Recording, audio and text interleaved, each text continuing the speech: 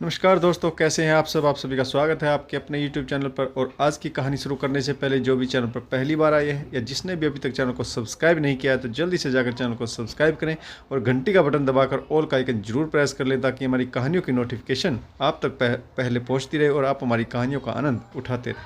तो चलिए शुरू करते हैं आज की एक और बेहतरीन कहानी। आज फिर सीमा के लिए भरे पूरे परिवार से रिश्ता आया। लड़का मुंबई में डॉक्टर है। सीमा की होने वाली नंद कल्पना भी डॉक्टर है, जिसके मजबूत संरक्षण में रहकर संदीप ने पढ़ाई की और आज वहाँ पर उसका अपना क्लिनिक है। सीमा की माँ ने इस रिश्ते के लिए तुरंत ही हाँ कर दी। सीमा का शरीर डावाडोल है, लंबाई से अधिक चौड़ाई है। वैसे भी कई लड़के वाले उसे देखकर मना कर चुके हैं। ऐसे में इतना अच्छा रिश्ता वह हाथ से कैसे जाने दे सकती थी। सीमा को पसंद करने के लिए लड़के वालों की तरफ से संदीप की बुजुर्ग बाबूजी ही आए थे और कोई नहीं था। उन्होंने ही एक नज़र में सीमा को देखा और रिश्ता तय कर दिया।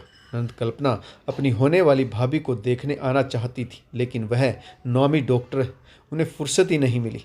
सीमा छोटे शहर की नकचढ़ी लड़की जिसमें हुनर से ज़्यादा घमंड है। उसने दशकों से बहू के ऊपर होते आए अत्याचारों के बारे में सुना था और मन में ठान ली थी कि मैं अपने ऊपर किसी की जाति नहीं होने दूंगी। बहू हूँ तो क्या हुआ, कोई मुझे दबा नहीं सकता। अगर हम जुल्म ना सहे तो किसी की हिम्मत नहीं कि वह हम पर जातियाँ करे।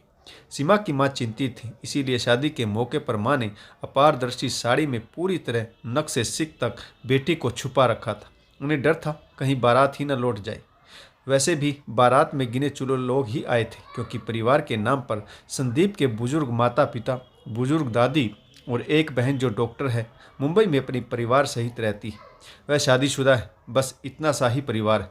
शादी के बाद सीमा कमरे में बैठी थी कि नंद ने आकर घूंघट जरा सरका दिया। सीमा बहुत अधिक सुंदर नहीं थी, परंतु फिर भी नंद ने उसे बहुत प्यार से अपने द्वारा लाया गया जड़ाऊ हार को मुंह दिखाई में दिया। फिर दादी सास मुंह दिखाई की रस्म के लिए आगे बढ़ी तो नंद झट से बोली, सीमा जरा आगे बढ़कर दादी जी के पैर छू लो। नई नवेली बहू ने झट से जवाब दिया, पैर छुआने का इतना ही शौक था तो गांव की गवार ले आते। मैं तो बीए पास शहरी लड़की हूँ।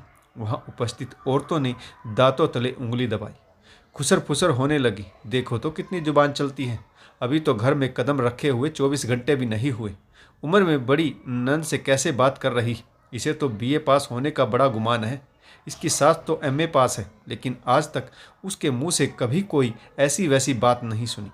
कल्पना को देखो, मुंबई में बड़ी डॉक्टर है, अपने रुतबे पर कोई घमंड नहीं करती। और नई बहू रानी को देखो, बीए पास करके ही आकाश में उड़ रही। दादी सास तो उल्टे पांव लौट गई। सीमा मन ही मन बुदबुदाई, बड़ी आई दादी के पैर छुआने वाली। डॉक्टर हो गई अपने ससुराल में, मेरे मुंह लगने की क्या जरूरत है। 4 दिन बाद सीमा संदीप के साथ मुंबई आ गई, परंतु वहां पर कल्पना उसकी जान की मुसीबत बन गई। नंद का घर कुछ दूरी पर ही था। सीमा ने मन ही मन ठान ली, पहले दिन से ही अपना घर खुद संभाल लूंगी, तो फिर वह मेरा क्या बिगाड़ लेगी। देखती हूँ नंद कब तक अपनी चलाती है। डॉक्टर होगी अपने लिए, मेरे लिए तो रूढ़िवादी नंद है जो मेरा भला कभी नहीं सोच सकती। मुंबई पहुंची तो घर के द्वार पर फूलों का गुलदस्ता था। शायद नंद रानी यहीं भिजवाया था। संदीप ने सीमा को घर की चाबी थमा दी। ताला खोलते ही एहसास हुआ जैसे नंद रानी वहीं पर विराजमान है। क्या घर है, किसी राजकुमार की सौपन नगरी था। सब कुछ सीमा को विरासत में मिला था। यह उसके पति संदीप की कड़े परिश्रम का पुरस्कार था, जिसका फल सीमा चख रही थी और उसके पैर जमीन पर नहीं थे। कहाँ तो उसके बेडौल शरीर के कारण लड़के वाले उसे नापसंद कर जाते थे और कहाँ उसे डॉक्टर पति मिला था। ना ससुराल में रहने का झंझट, ना ही सास के ताने सुनने हैं। बस एक नंद है जिससे पीछा छुड़ाना तो सीमा के बाएं हाथ का खेल है। गुलाब के फूल बैठक में सजा दी। 2 दिन बाद नंद का फोन आया। वह सहपरिवार अपने छोटे भाई भाभी से मिलने आ रही थी। रात को 9 बजे पहुंचने वाली थी। बहन के आने की खुशी में संदीप ने उनकी खातिरदारी के लिए सारा सामान जुटा दिया। वह बहुत खुश था। बड़ी बहन ही तो है जिसकी छत्र छाया में वह कामयाब इंसान बना। अब पत्नी से बहन की सेवा करवा कर संदीप अपना फर्ज निभाना चाहता था, लेकिन सीमा इसके विपरीत मन में कुछ और ही जाल बुन रही थी। उसने तीखे शब्दों में कहा, कल्पना दीदी 9 बजे आने की कह रही है, क्या भरोसा कब तक आए, हम खाना खा लेते हैं। ना चाहते हुए भी संदीप खाना खाने लगा कि दरवाजे की घंटी बजी। वह उठने लगा तो सीमा बोली, अब खाना बीच में ही छोड़ कर जाओगे क्या? पहले खाना ख़त्म कर लो, बाद में दरवाज़ा खोल देना। जल्दी जल्दी खाना निपटा कर संदीप दरवाज़ा खोलने गया और सीमा बर्तन समेट कर किचन साफ करने लगी। कल्पना को आए हुए 15 मिनट हो चुके थे, परंतु सीमा उनसे मिलने नहीं आई तो वह स्वयं ही रसोई में आ गई। सीमा का हाल चाल पूछा, फिर सीमा ने नंद के लिए खाना लगा दिया। कल्पना ने कहा, चलो सब मिलकर डिनर करते हैं। सीमा बोली, नहीं दीदी, हम तो खा चुके। नंद का मुंह लटक गया। इस शहर में खाने की कमी नहीं है, हर चौराहे पर खाना मिलता है। अगर साथ ही नहीं खाना था तो कह देते, हम आते ही नहीं। मैंने तो सोचा था साथ बैठकर 4 हंसी खुशी की बातें भी हो जाएंगी। सीमा और संदीप ने कोई जवाब नहीं दिया। संदीप की नज़रें झुकी हुई थी। सीमा सिर दर्द का बहाना बनाकर अपने शयन कक्ष में चली गई। संदीप कमरे में आया तो नाराज़गी जताते हुए बोला, तुमने दीदी को नाराज़ कर दिया। शादी के बाद वह पहली बार मेरे घर आई, हमने उनके साथ अच्छा नहीं किया। सीमा बोली, तो क्या मैंने कहा था कि हमारे घर पर आकर खाना खाए, या उन्हें किसी डॉक्टर ने सलाह दी थी? मुझसे नहीं होगी किसी ऐरे गहरे की खातिरदारी। अगर आज उनकी चाकरी में लगी रही तो तीसरे दिन मुंह उठाकर परिवार सहित चली आएगी। मुझे और भी बहुत सारे काम हैं। अगले दिन सुबह सीमा उठी तो देखा कि नंद चाय बना रही थी। उसका क्रोध सातवें आसमान पर था। क्या खालाजी का घर समझा है? पूछने की जरूरत भी नहीं। पहुंच गई मेरी किचन में। सीमा ने नंद को लताड़ा, दीदी आपने क्या समझा? मैं आपको उठकर चाय भी नहीं दूंगी। शब्दों में इतनी बेरुखी थी कि कल्पना समझ गई।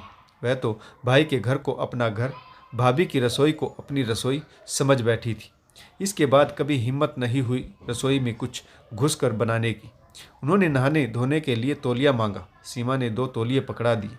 फिर नंद ने बच्चों के लिए एक और तौलिया मांगा तो सीमा कुटिल हंसी होठों पर लाते हुए बोली, दीदी आप अपने घर में 4 तौलिए इस्तेमाल करो या 8, हमें इससे क्या मतलब, परंतु यहाँ तो 2 तौलिए से काम चला सकती हो ना। फिर सीमा ने एक पुराना सा तौलिया और दे दिया। सीमा का ऐसा व्यवहार देखकर कल्पना ने फिर कभी मुड़कर भाई के घर का रुख नहीं किया। महीनों बीत गए। फिर एक दिन नंद बच्चों सहित अचानक ही आ धमकी। वह अपने पति से खटपट करके आई थी। इस बात का पता सीमा को लगा तो वह तुरंत ही बोल पड़ी, दीदी आपने तो प्रेम विवाह किया था, फिर अब किस बात का रोना? कल्पना से कोई जवाब देते ना बना।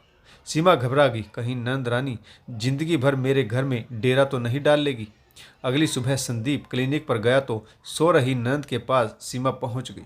दीदी वापस लौटने के बारे में क्या सोचा है? समझदार हो, इशारा काफ़ी है। वैसे भी कल्पना एक पढ़ी लिखी डॉक्टर है। उसने तुरंत ही पति महोदय को फ़ोन मिलाया और उसी शाम अपने घर वापस लौट गई। बस इसके बाद कल्पना का अपने छोटे भाई के घर आना जाना नामात्र का रह गया। वर्ष में 1-2 बार सीमा और संदीप ही उनसे मिलने चले जाते। वह बहुत आग्रह से उन्हें बुलाती थी, बहुत खातिरदारी भी करती थी, परंतु सीमा को अब भी घमंड था, नंद रानी खातिरदारी करेंगी क्यों नहीं? आखिर उनका हमारे सिवा है ही कौन? पति से तो उनकी कम पड़ती है। हम भी नाता तोड़ लेंगे तो आड़े वक्त में काम कौन आएगा? और फिर उन्हें क्या जोर पड़ता है? खाना बनाने के लिए विधवा फुफेरी सास उनके पास रहती है। घर की सफाई करने के लिए हेल्पर अलग से। एक बार कल्पना लखनऊ गई थी तो सीमा की मां ने उसके हाथ अचार भिजवा दिया। एक अचार का डब्बा गायब था। सीमा ने नंद को फटकारते हुए कहा, दीदी आपको अचार चाहिए था तो कह देती, चोरी करने की क्या जरूरत थी? लेकिन अगले ही दिन सीमा की मां ने फ़ोन करके बताया कि एक डब्बा घर पर ही रह गया।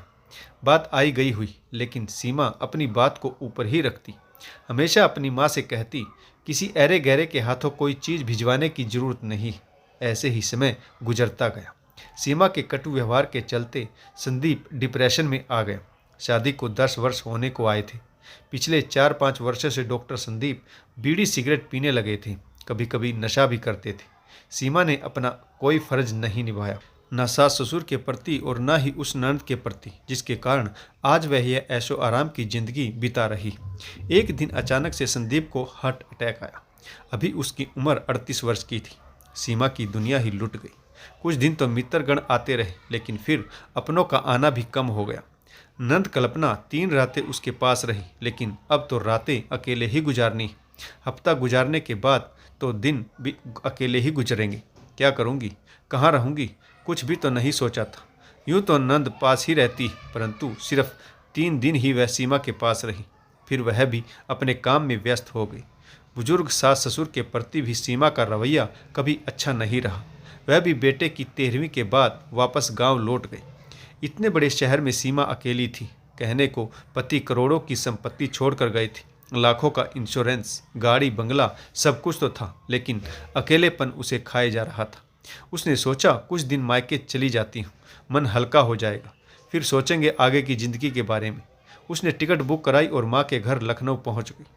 मायके पहुंची तो वहाँ का नज़ारा कुछ और ही था। एक कमरे पर भाई भाभी का हक और दूसरे पर माँ बाबूजी का। सीमा का बिस्तर बैठक में लगा दिया गया और सामान माँ के कमरे में रख दिया गया। सुबह बिस्तर समेटने लगी तो लगा कि जैसे वह इस घर में फालतू है। मुंबई से 10 लाख रुपए लेकर लौटी थी। सोचा था भाई भाभी पैर धोकर पिएंगे, लेकिन यहाँ तो कोई उसे पूछ भी नहीं रहा।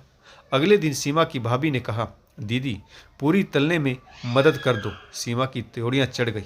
मैं क्या यहाँ नौकरानी बनने के लिए आई हूँ? इतना पैसा है कि 10 नौकर रख सकती हूँ। लेकिन वह कुछ बोली नहीं और भाभी की मदद भी नहीं की। भाभी ने अपना खाना परोसा और खाने लगी। सीमा ने अपना खाना ले तो लिया, मगर बात मन को चुभ गई। माँ बाबूजी भी चुप्पी साधे बैठे। वह अपनी लाडली बहू को कुछ कहते क्यों नहीं? कितने दिन बाद मैं घर आई हूँ, कितना सारा पैसा, सबके लिए तोहफे भी लाई हूँ, लेकिन फिर भी भाभी मेरी छाती पर मूंग दल रही। अगले दिन भाभी ने कह दिया, सीमा दीदी आपको अपने ससुराल में रहना चाहिए या मुंबई में जहाँ आपके पति की करोड़ों की संपत्ति है। मेरे घर कब तक पड़ी रहोगी? दिमाग में बिजली सी कौंध गई। भाभी का घर, भाभी की रसोई, यानी मेरा अब इस घर में कोई अस्तित्व ही नहीं। सीमा नम आंखों से माँ बाबूजी की तरफ देखने लगी, परंतु कोई कुछ ना बोला। चारों तरफ सन्नाटा पसरा हुआ था। सपने में भी नहीं सोचा था कि माँ बाबूजी भी इतने बेगाने हो जाएंगे। तन बदन में आग सी लग गई। सीमा ने कहा, मेरे आने का तुम लोगों को इतना कष्ट है तो वापस चली जाती। मेरा पति इतना पैसा छोड़कर गया है कि जिंदगी भर मज़े से रहूंगी। यह कहते हुए सीमा की आंखों से आंसू टपक रहे थे। वह फिर से अकेली हो गई। पति के पैसे और रुतबे पर अकेले ऐश करना चाहती थी। अब उसे एहसास हो चुका था कि उसने नंद का तिरस्कार करके कितनी बड़ी गलती की। वह भी तो अपने मायके में भाई भाभी से कुछ उम्मीदें लेकर आती थी, लेकिन सीमा ने कभी बड़ी नंद का सम्मान नहीं किया। नंद ने उनके लिए कितना किया, लेकिन वह अच्छी भाभी ना बन सकी। फिर अपने मायके से अपने आदर सत्कार की उम्मीद कैसे रख सकती थी? वह तुरंत ही मुंबई लौट आई, नंद से माफ़ी मांगी। बड़प्पन दिखाते हुए कल्पना ने सीमा को सीने से लगा लिया। तो दोस्तों, आपको कहानी कैसी लगी? इस कहानी में किस पात्र की भूमिका अच्छी रही? तो अपने कमेंट्स जरूर कीजिएगा ताकि हमारा हौसला बढ़ता रहे। अगर कहानी अच्छी लगे तो दूसरों को शेयर कीजिए। और कहानी पढ़ने के लिए आप सभी का बहुत बहुत धन्यवाद। जय हिंद, वंदे मातरम, भारत माता की जय। जय जवान और जय किसान।